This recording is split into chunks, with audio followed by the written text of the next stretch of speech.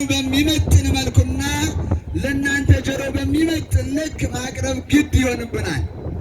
ስለዚህ ይህንን በዓል እንዴት የነፃነት በዓል ሊሆን ቻለ የሚለውን ጠቀስ አድርጎ ለማለት እስራኤላውያን ተከብረው ከሚኖሩበት ሀገራቸው አግኝተው ባለ ሀገር ሆነው ባለ ርስት ሆነው ከሚኖሩበት ሀገራቸው በችግር ምክንያት በረሃብ በጦት ምክንያት አገራቸውን ለቀው ተሰደው በሰው ሀገር በባርነት ወድቀው ሲማቅቁ 430 ዘመን አስቆጥረዋል። ወዳጆች ክርስቲያኖች፣ አዎ። ነገር ግን በሄዱበትና በተሰደዱበት ሀገር በተለይ የመጀመሪያውን በር ከፋች ዮሴፍን እግዚአብሔር ተከትሎ በባዕድ ሀገር አንግሶ ባለ ሀብት አድርጎ የነሱ መጠጊያና የነሱ ረሃብ መድኃኒት አድርጎ እግዚአብሔር ለእስራኤላውያን አስነሳና አባቱን ጨምሮ ወንድሞቹ እዚያው ግብፅ ምድር ላይ ከትመው በዝተውና ተባዝተው እንዲኖሩ እግዚአብሔር ፈቀደ። በክፉ ዘመን እንዲያበዛን አምላካችን እግዚአብሔር ቅዱስ ፈቃድ ይሆንልን። አዎ ዘመኖቻችን ያልቃሉ ብለው አስበው ሊሆን ይችላል። እግዚአብሔር ካልፈቀደ እሱ ካልወደደ ምንም በእኛ ላይ ክፉ ቢታሰብም እውነቴን ነው አናልቅምና እግዚአብሔር በቸርነቱ ይጠብቀን። ክርስትናችንን እግዚአብሔር ያስፋልን። አዎ ያ ዘመን የእግዚአብሔር ዘመን ስለነበረ በግብፅ ሀገር እስራኤላውያን እየበዙ እየተባዙ ሲመጡ ያንን ይደግፈው የነበረውን ዮሴፍን ይወደው የነበረውን ፈርዖን አለፈና ሌላ ፈርዖን ተተክቶ እስራኤላውያን በዚህች ምድር ላይ በዝተዋል። ጠላት በተነሳ ጊዜ ከሌላ ጋር ተደርበው ያጠፉናል። ስለዚህ መሆን ያለበት ከነሱ የሚወለደው ወንድ ልጅ እየታነቀ መጣል አለበት፣ መገደል አለበት የሚል አዋጅ አወጣ። አይገርምም ክርስቲያኖች?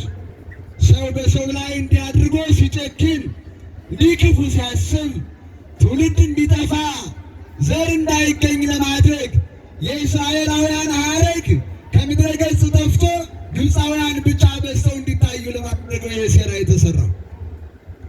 እንዲያውም ያኔ ምን ተደረገ መሰላችሁ?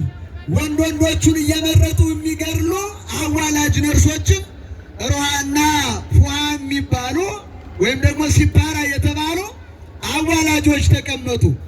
ወንድ ሲወለድ እያነቃችሁ ግደሉ፣ ሴቶቹን ተዋቸው፣ ምንም አይፈጥሩም በሚል የፈርዖን አገዛዝ በዚህ ልክ አዋጅ ሆኖ ወረደ። ነገር ግን ከዚህ መካከል በዚህ ወቅት በዚህ አዋጅ ላይ እያለች በአገሪቱ የታውጆ እያለ ሙሴ ተወለደና ሲያዩት አዋላጆቹ መልከ መልካም ስነላዩ ያማረ ደምግባቱ የተመረጠ የእግዚአብሔር ወዳጅ የበጎ ሰዎች ልጅ ስለነበረ እግዚአብሔር በዚያ በክፉ ዘመን ጠበቀውና ሲያዩት ዓይኑ ከብለል ሲል ስነላዩ ደምግባቱ ሲማርካቸው ይህንንስ ምንም የፈርዖን ትእዛዝ የጸና ቢሆንም ራሱ የፈጠረው ይግደለው እንጂ አልገልም ብለው እነዚህ አዋላጆች እግዚአብሔር በልቦናቸው ገብቶ እንዲታደጉት አደረጋቸው። በክፉ ቀን መድኃኔዓለም ለእያንዳንዳችሁ ይድረስላችሁ። ታዳጊው መልአክ በየቤታችሁ ይድረስላችሁ። ክፉ ሲገጥማችሁ አንገታችሁን ስትደፉ በጭንቅ ቀን በእሳት መካከል በማዕበል በወጀቦ መካከል ኃያሉ መልአክ ቅዱስ ሚካኤል ከተፍ ከደጃችሁ። አዎ እግዚአብሔር ደረሰ፣ ሙሴን አተረፈው፣ ከሞት እጅ ነጥቆ በእናቱ እጅ እየተንከባከበች እንድታሳድገው ተደረገ። እንዴት አደገ? እንዴት ባር ተጣለ? ማን አነሳው? ብዙ ነው፣ ረጅም ነው ታሪኩ። ግን ሙሴን በዚህ ልክ አትርፎ አዎ እግዚአብሔር እስራኤልን ለማትረፍና ለማዳን ጠራው። በደብረ ሲና ላይ ሐመልማሉ ከነበልባሉ አዎ ሳይጠፋፉ በዚያ ምሳሌ እግዚአብሔር ተገልጾ ሙሴን ጠራው። ሙሴ ቀረበ፣ ወደ ታላቂቱ ሀገር ወደ ደብረ ሲና ቀረበና ይህንን ነገር መረዳት አለብኝ ብሎ ወደ እግዚአብሔር ድምፅ ሲቀር ሙሴ ፍትሐ ቶታና ይሳንከ እስመ ዘትከይዳ ምድር ቅድስት ይእቲ፣ ሙሴ ሆይ የምትረግጣት ምድር የተቀደሰች